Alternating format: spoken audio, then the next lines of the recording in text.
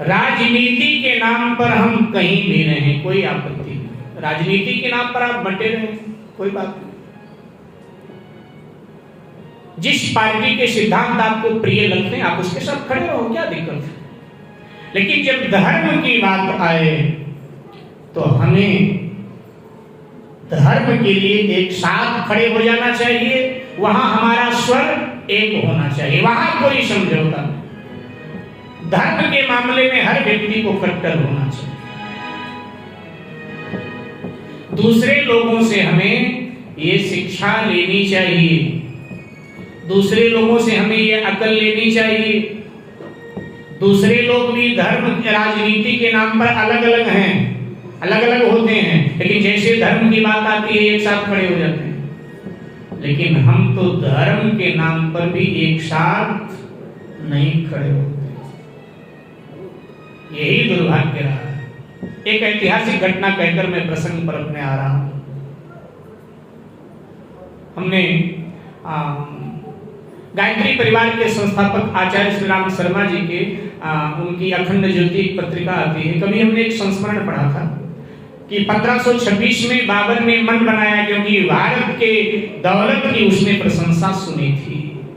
उसका पूर्वज कभी तैमूर आया था बहुत पहले, और बहुत कुछ तैमूर भारत आया था, बहुत कुछ लूट कर ले गया था। उसने सुना था, तो उसने भी मन बनाया कि मुझे भारत पर आक्रमण करना चाहिए। लेकिन पहले चलकर देखूं तो वहां के लोग कैसे हैं, किस विचारधारा के। तो भारत में बाबर आया।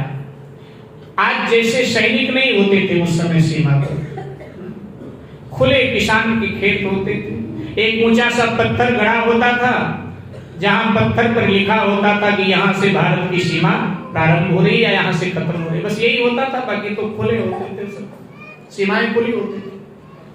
सुभागर घोड़े पर साधारण वेश में आया, घोड़े पर बैठकर भारत की सीमा में प्रवेश कर गया। देखा कुछ किसान लोग एक खेत में काम कर रहे हैं। उन किसानों की नजर बचाकर घोड़े से उतरा और अपने घोड़े को उसने बगल वाले खेत में पहुंचा दिया, बगल वाले खेत में खदेड़ दिया।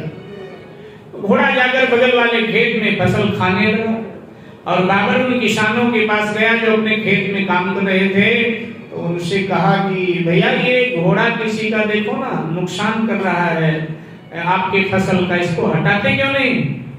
तो किसानों ने कहा नुकसान कर रहा है, अच्छी बात है, ये हमारा खेत नहीं है। बोले फिर किसका है। बोले ये तो हमारे पड़ोसी का खेत है। बाबर समझ गया जहां इस मनोभाव के लोग रहते हैं कि पड़ोसी का भी भला नहीं देख सकते हैं, ऐसे देश को पराजित करना कोई मुश्किल नहीं होगा। और बाबर वापस गया और विशाल सेना लेकर के वो भारत पर टूट पड़ा। और इतिहास बताता है कि क्या हुआ, बाबर ने भारत में मुगल साम्राज्य की स्थापना कर दी। आप सीखो,